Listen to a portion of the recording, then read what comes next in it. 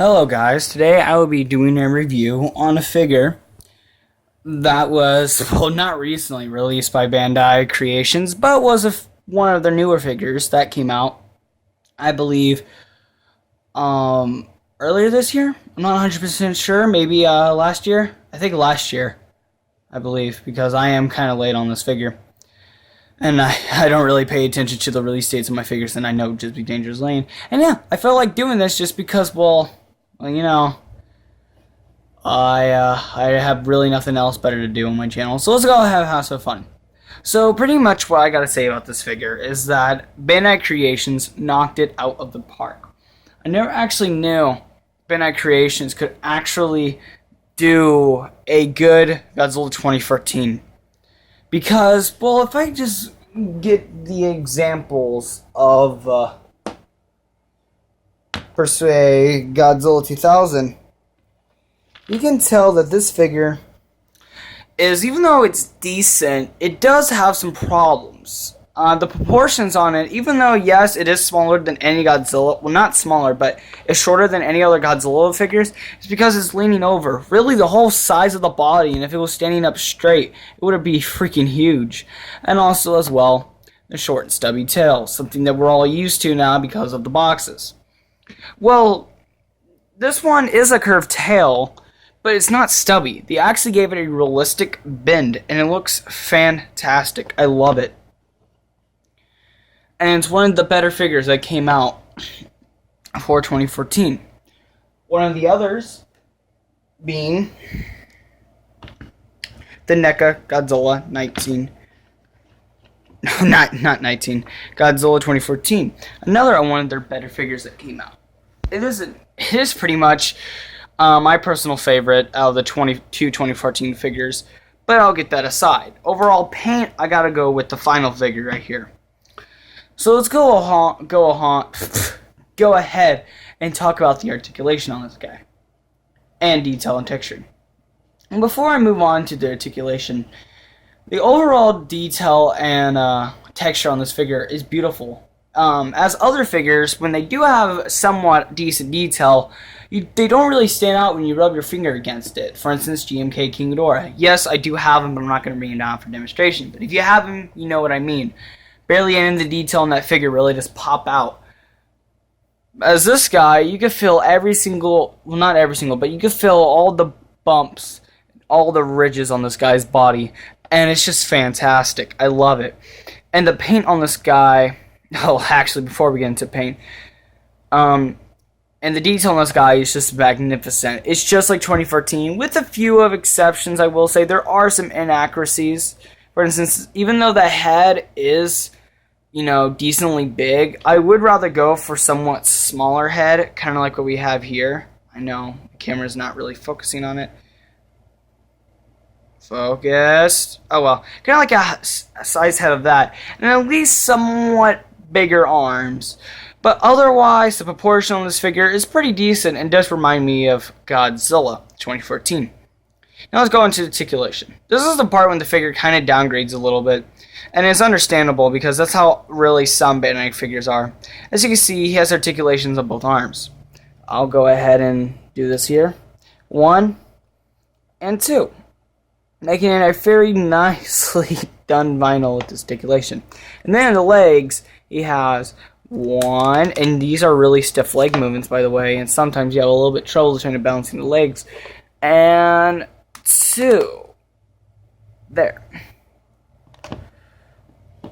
And yes, he's unbalanced right now. Ugh, come on, get your feet. It's your feet. There.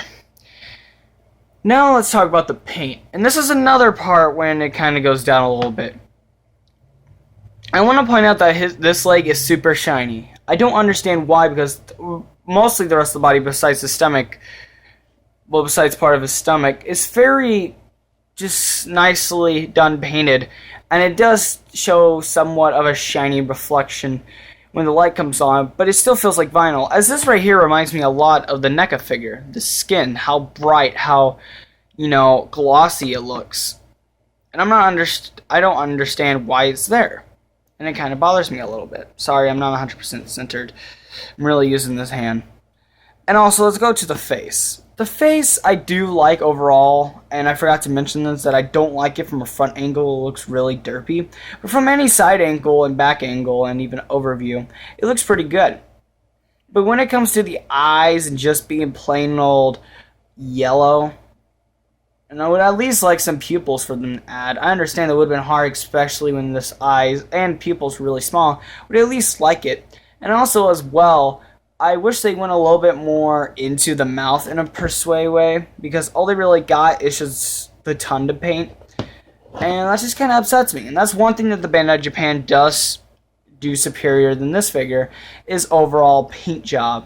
Well, besides the tail, because the tail on the Bandai Japan figure just sucks so hard. It's there and then it just stops. And also the paint job on the chest is overall, even though, well, I will mention it is an over-exaggeration, it still fits well with the character and also figure. And I also like how the tone of the figure is. It's all the same color, but it feels like it changes every time you look at it. As the NECA figure has somewhat highlights around its body. If you look closely on mine, you can see blue highlights. And also as well, even though the brown paint on this one is more accurate to the film, I rather go with the paint job on this figure just because I do like colors that do stand out. Now let's go ahead and go with size comparisons. So let's kind of scoot them in right here.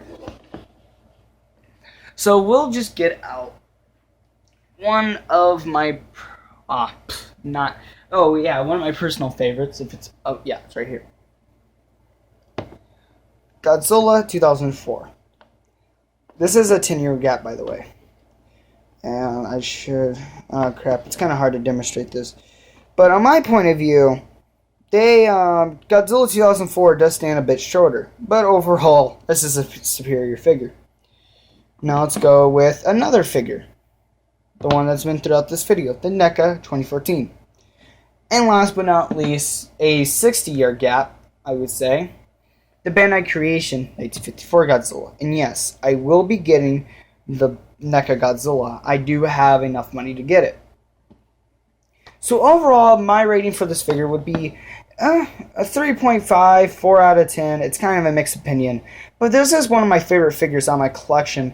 And overall does well for a Godzilla fan and also a 2014 fan.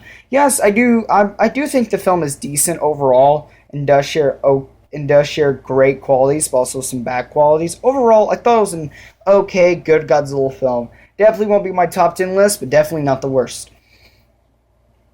But this overall figure does capture the feel of 2014, while also kind of doing its own style, with paint job and with some of the proportions on this figure. It overall does the job great for being, a redesigned version of Godzilla, and reintroduces the character. So pretty much, and I know I was about to say something, but I totally forgot. So pretty much,